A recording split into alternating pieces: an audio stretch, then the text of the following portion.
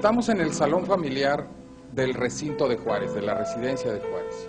Y esto nos permite entender el sentido de familia que tenían los liberales, que era muy parecido al de los conservadores, sin embargo había una diferencia muy importante. Mientras que para los conservadores el matrimonio era esencialmente un sacramento religioso, para los liberales debería de ser, para quienes así lo quisieran, en efecto un sacramento religioso, pero también y sobre todo para efectos civiles y legales, un contrato civil. La idea de contrato civil significaba, por supuesto, en ese momento, que era el matrimonio una unión entre dos personas de distinto sexo, porque así se concebía en el siglo XIX. Sin embargo, esa misma idea de un contrato establecido entre dos personas para unirse, ahora puede ser precisamente utilizado para entender que el contrato puede ser entre dos personas del mismo sexo.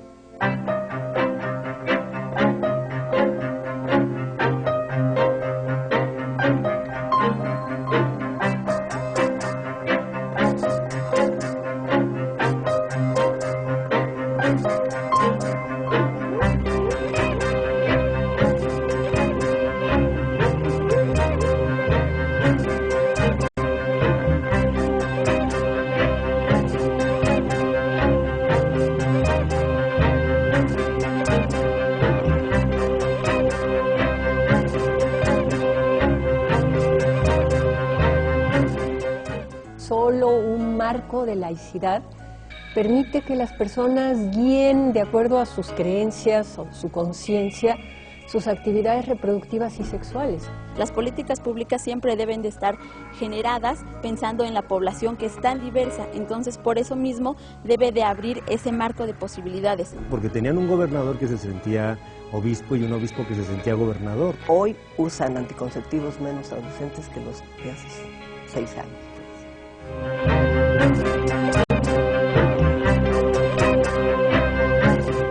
Maestra Lamas, ¿cuál es la relación entre el Estado laico y los derechos sexuales y reproductivos? Es una relación básica, fundamental, necesaria, diría yo indispensable. Es decir, solo un marco de laicidad permite que las personas guíen de acuerdo a sus creencias o su conciencia sus actividades reproductivas y sexuales. Entonces es la única garantía verdaderamente sólida para que cada quien, de acuerdo a lo que cree y a lo que está convencido, pueda regir su vida en un aspecto tan importante como es la sexualidad y la reproducción. De que es fundamental defender la laicidad, la separación entre el dogma, fe, religión y derechos civiles, democráticos, leyes civiles, ¿no?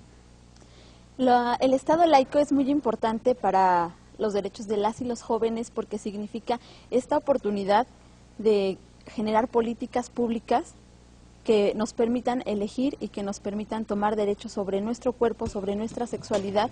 Específicamente lo estoy como trasladando al terreno de la materia de los derechos sexuales y los derechos reproductivos. Y entonces el Estado laico nos permitirá que estas políticas que se generen estén libres de fundamentalismos religiosos que nos dejen como desprotegidos, digamos, de este derecho a elegir y de tener como todo este abanico de posibilidades. Maestra Rodríguez, entonces, ¿cuál es la relación entre Estado laico y derechos sexuales y reproductivos? Bueno, es una relación pues muy cercana, porque la moral sexual está basada, pues la moral sexual de Occidente está basada en la moral católica y cristiana. Así que las libertades sexuales han estado totalmente dependientes del avance del Estado laico. La medida de mayor separación, ¿no?, entre moral religiosa y moral, ¿no?, estos procesos complejos de secularización, es que los derechos sexuales, ¿no?, van cobrando importancia. Entonces, totalmente ligado. Y como parte de la disputa por la nación figura la definición del Estado laico, y no solamente la definición constitucional, sino el ejercicio cotidiano, político y social del laicismo en México.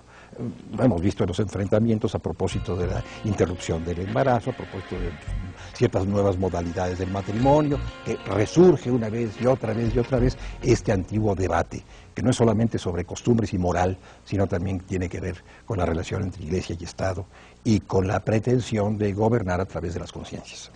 Bueno, digamos, con los derechos reproductivos hay más antecedentes. Nos vamos hasta el Código Juárez de 1871, que se introduce por primera vez una conceptualización distinta sobre el aborto. 1871. ¿Por qué se llama Código Juárez? Bueno, porque es por el presidente Benito Juárez, ¿no? Y con todo el liberalismo de finales del 19 en México, que hacen posible una conceptualización en el Código Penal distinta de varios delitos, ¿no? Y el primero sería esta separación de aborto y homicidio. La Iglesia piensa que el hecho de que se reconozcan estos derechos, ¿no?, de que una persona ejerza una autonomía y soberanía sobre su cuerpo, va en contra del dogma religioso, ¿no? ¿Pero va en por qué? contra. Porque, por ejemplo, si una mujer decide regular su sexualidad, su reproducción, eso va en contra del dogma de decir que la mujer debe tener los hijos que Dios le dé, ¿no? Los hijos que una mujer, por ejemplo, casada, que decide postergar su reproducción, está faltando a las leyes de Dios o al dogma religioso, porque el matrimonio tiene el fin de la procreación. Si una mujer y un hombre se casan, es con esos fines. Y los hombres que retrasan, los matrimonios que retrasan el ser padres, están, digamos, violando ese dogma, esa ley de Dios, ¿no? En 1931, ya con un gobierno de corte socialista, hay lo que fue la definición del Código Penal para el Distrito Federal y territorios, pero que sirvió para todo el país, porque bueno, lo que ocurría en el centro del país, los demás estados, con todo y que somos una república federada, pues lo copiaron, y ahí la novedad es que habla por primera vez de que el aborto, cuando el embarazo es producto de una violación, no puede ser castigada a la mujer, ¿no? Es decir, lo novedoso de este Código Penal de 1931 es la introducción de la violación, en donde se dice, bueno, ella no eligió tener la relación sexual, por lo tanto, no tiene por qué proseguir con ese embarazo si no quiere. Pero en México ha habido muchas dificultades para que esto avance, ¿no? Pues recientemente, las hubo cuando empezó la educación sexual en México, ¿no? En el 74, los obispos, las uniones de padres de familia, ¿no? Pese a eso pasó, se formalizó, hace 35 años. Yo veo un momento a principios de los años 70 con el gobierno de Luis Echeverría, que era un presidente que más allá de lo que se le pueda cuestionar, estaba muy abierto a lo que estaba pasando en el mundo, ¿no? Había habido ya una conferencia de Naciones Unidas sobre cuestiones de población y desde la Secretaría de Gobernación, que tenía el Consejo Nacional de Población, él plantea una campaña intensísima de planificación familiar, ¿no? El eslogan era "La familia pequeña vive mejor", y hay una instrucción a nivel de todo el país de ofrecer anticonceptivos a las mujeres. En algunas zonas ese ofrecimiento fue hecho de manera muy autoritaria y a veces no con un consentimiento informado de las mujeres, sino que los propios médicos decían: esta indígena ya tiene 5 hijos, pues en este parto le ligo las trompas para que ya no siga teniendo más, lo cual generó algunas denuncias, ¿no? Pero básicamente se abrió, digamos, todo el proyecto de planificación familiar, en donde pues iba muy de la mano con un artículo de la Constitución en donde se garantizaba el derecho de todas las personas a elegir de manera libre y responsable el número y el espaciamiento de los hijos. Estos otros asuntos se refieren en general a legislación más concreta, ¿sí? Esto, desde matrimonios de personas del mismo sexo hasta despenalización del aborto, y suelen ser pequeñas batallas locales, en donde, y por supuesto, cuanto más reducido el espacio, más fácil y más probable es que se dé esa batalla donde, digamos, los líderes de las facciones que están compitiendo tienen que exhibir la moralidad. Pues en un pueblo pequeño, las dos partes, si consiguen acusar al otro de inmoral, llevan bastante ventaja. Entonces, en los espacios locales, normalmente la sociedad tenderá a ser más conservadora, aunque no sea más que por eso, que están todos a la vista, mientras que los espacios anónimos que permite la política nacional o la política federal, hacen que ese tipo de ataques, que son con mucha frecuencia ataques ad hominem, que obligan a defenderse a los individuos, donde todos tienen que exhibirse o presentarse como morales, íntegros, etcétera, en esos espacios pequeños tengan mayor probabilidad de tener éxito, ¿no? Mucho de esto, en el fondo, lo que significa una capacidad de influencia en políticas públicas, ¿no? En políticas públicas que en teoría tendrían que respetar los derechos y las decisiones de cada quien, y sin embargo estas políticas muchas veces solo garantizan las opciones de algunos, pero no las de todos, ¿no? Sí, hay un activista de Jalisco, un activista gay, que decía que en Jalisco vivían una confusión, una crisis de identidad, porque tenían un gobernador que se sentía obispo y un obispo que se sentía gobernador, ¿no? Y yo creo que esa frase ilustra muy bien lo que está pasando, ¿no? Hay políticos que bueno, eso es muy calculado, es un cálculo político, en política no se dan pasos en falso, que piensan que abrigar o defender los principios religiosos les va a dar más capital político, ¿no? En 1990, que es la Conferencia de Derechos Humanos en Viena, se habla por primera vez de los derechos humanos de las mujeres, y ahí entra esta definición de derechos sexuales y reproductivos. O sea, si lo que nos distingue a hombres y a mujeres es la diferencia sexual, y la diferencia sexual tiene consecuencias reproductivas distintas en hombres y en mujeres, pues los derechos humanos de las mujeres son un grupo de derechos que los hombres no comparten, como el derecho al aborto. Pues los hombres no se embarazan, pues no pueden abortar. Entonces ahí hay una discusión teórica muy interesante que un jurista italiano, Luigi Ferrajoli, le da pie para luego argumentar el derecho de la diferencia sexual, ¿no? Y luego la cuarta conferencia de Población y Desarrollo, El Cairo, que por primera vez en un párrafo de conclusiones plantea una recomendación a todos los países que tengan leyes punitivas con respecto del aborto, revisar las leyes. Volvemos a la situación de estos funcionarios públicos, de estas personas de Estado, de estos ministros, que confunden su fe muy personalísima con su función como servidores públicos, ¿no? Ahora que se discutieron tanto lo del aborto como lo del matrimonio para personas del mismo sexo, ahí había esa confusión. Yo lo vi en algunos de los ministros que se oponían, ¿no? Por ejemplo, para el Papa Benedicto XVI, el matrimonio entre personas del mismo sexo, lo ha declarado, lo ha dicho, pone en peligro la creación misma del Señor. Y yo oí al presidente de la Suprema Corte de Justicia decir que consideraba que era inconstitucional reconocer a las parejas del mismo sexo como matrimonio, porque iba en contra de la perpetuación de la especie. O sea, ese es el mismo argumento, ¿no? Todavía es muy religiosos de hace 1000 años, ¿no? Y todavía lo seguimos escuchando. Se entiende que lo digan obispos, que lo digan sacerdotes, que lo digan. Claro que lo que no se entiende es esa beligerancia y ese odio que manifiestan.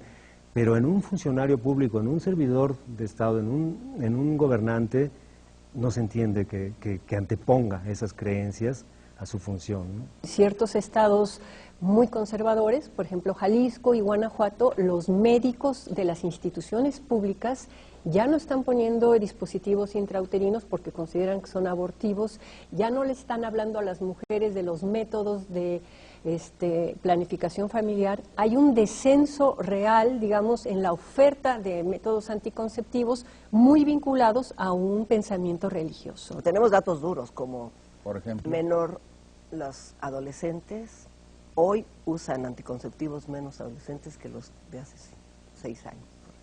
Ese es un dato lo cual significa que hay más enfermedades, más embarazos no deseados, más infecciones de transmisión sexual, más, ¿no?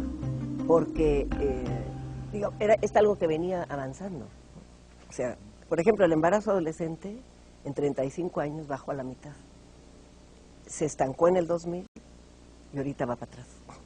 Ahora hay más embarazos entre adolescentes. Empieza a aumentar, la curva que iba así está empezando. ¿Y esto no finalmente también tiene un impacto sobre las políticas públicas de salud? Por ejemplo, la expansión de una epidemia como el VIH-Sida, Claro. que el propio gobierno tiene que afrontar, ¿no?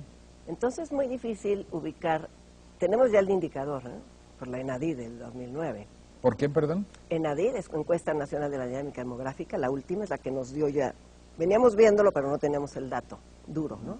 Y ahora es claro que hay un retraso hay un en el uso de anticonceptivos, un retroceso. Teníamos idea de factores, por ejemplo, menor suministro de condones y de anticonceptivos. Desaparecieron las campañas de televisión, bien importante que estemos en la televisión, desaparecieron las campañas de prevención de SIDA, las de prevención enfocadas a los adolescentes, desaparecieron en 10 años. Tú te refieres a la Iglesia Católica, pero ahora también para algunos es muy preocupante que las iglesias evangélicas, que solían ser iglesias más ligadas a un pensamiento liberal, en donde había un mayor respeto a la idea precisamente central aquí de libertad de conciencia, ahora muchas de esas iglesias se convirtieron en las instituciones más conservadoras y que quizás combaten con más fuerza a estos derechos, ¿no? Sí, son más beligerantes. Por ejemplo, cuando se aprobó la Ley de Sociedades de Convivencia aquí en el Distrito Federal, quienes se movilizaron en contra, quienes estaban afuera de la Asamblea Legislativa protestando contra esa ley, eran evangélicos del Estado de México, que se han vuelto como más beligerantes, movilizan a gente, ¿no? Y déjame decirte, Roberto, que yo creo que también, yo veo con preocupación que estas iglesias están incidiendo cada vez más en política, no solamente en México. La Iglesia Católica le queda ejercer algo así como lo que ellos llaman autoridad moral, que es una capacidad de extorsión o de chantaje, de decir si la legislación avanza en este o en aquel sentido, planificación familiar, anticonceptivos, matrimonios de personas del mismo sexo, etcétera, etcétera, yo voy a llamar a los fieles a la resistencia civil. La extorsión de la Iglesia funciona mientras no la lleve a la práctica y haya del otro lado una parte de la clase política que se lo cree. En este caso yo me referí en un inicio a la católica porque formo parte de Católicas por el Derecho a Decidir, pero podemos darnos cuenta que en general la mayoría de las iglesias sí son las que van poniendo trabas. Ahora también me parece importante resaltar que hace unos días salió una nota que en Suiza, por parte también de la Iglesia Católica, se está realizando una campaña para frenar el VIH y como parte de esta campaña tienen una estrategia de regalar condones en una estación del metro. Entonces, la propia Iglesia Católica. Entonces me parece súper importante eso, ¿no? Dar cuenta cómo la Iglesia Católica en ese país está tomando pues ya como más conciencia de lo importante que es cuidarnos, de amar al otro y de en ese amor cuidarnos, y la mejor manera para cuidarnos pues es usar el condón.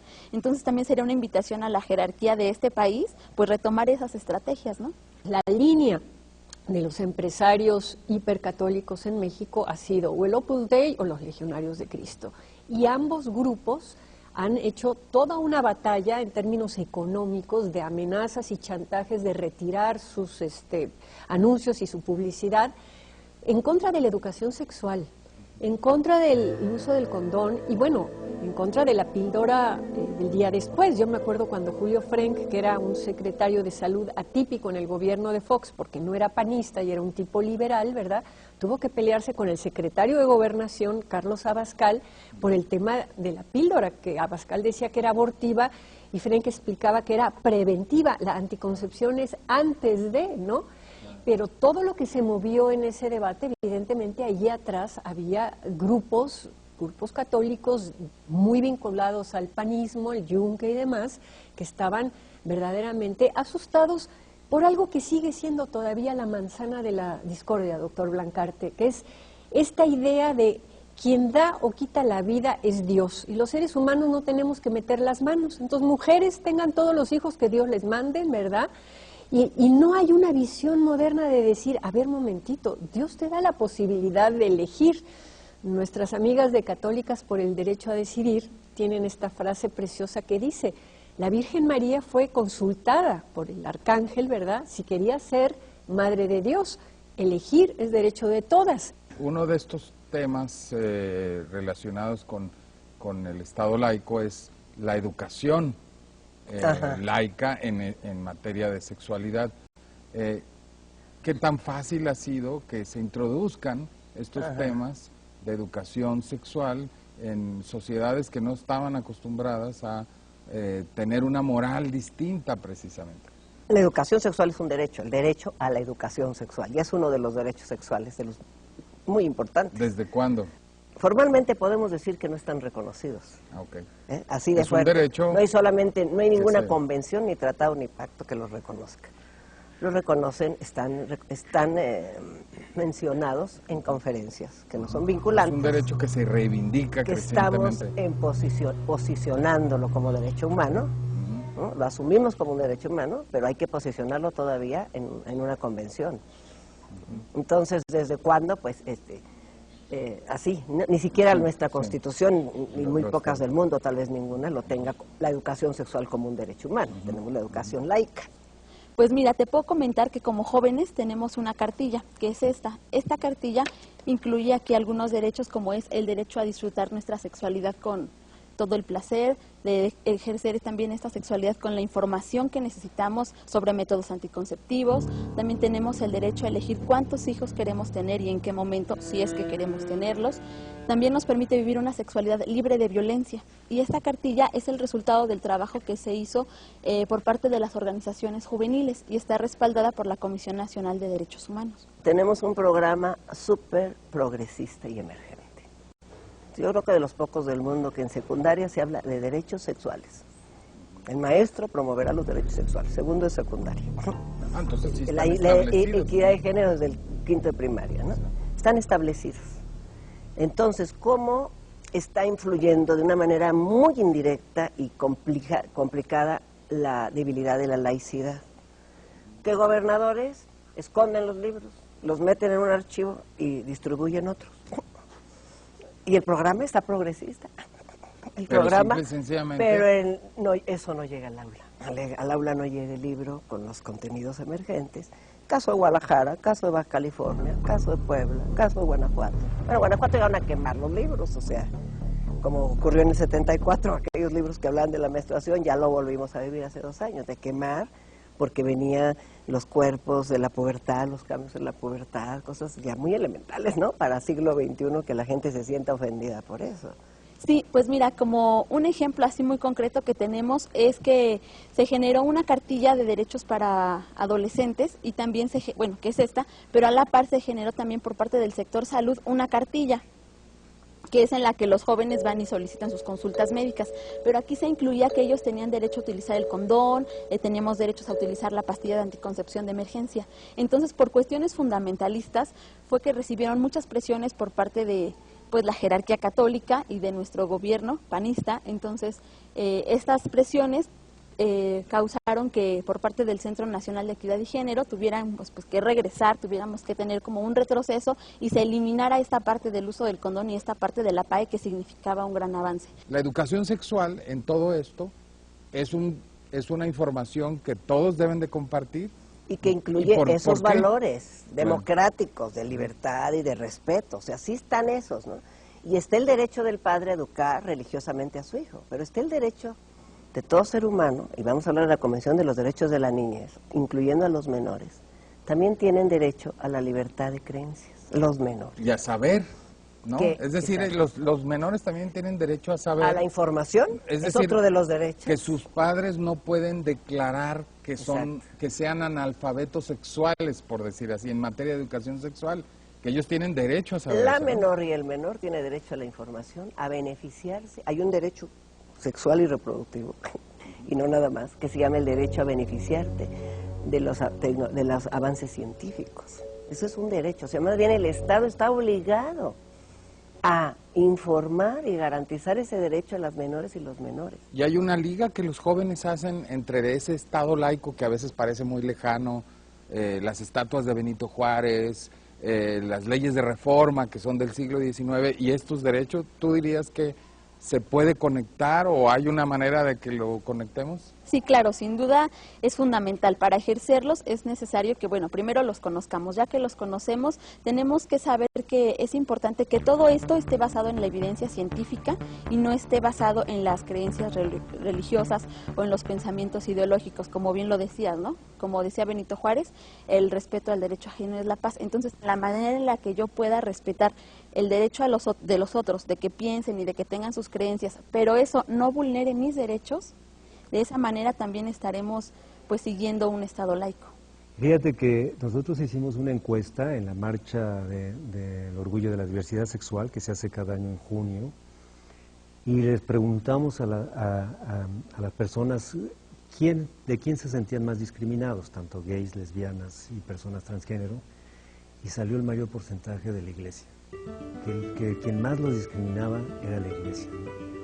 Y es cierto, es verdad, se sienten más discriminados, y eso a diferencia de otros países de Latinoamérica, ¿no?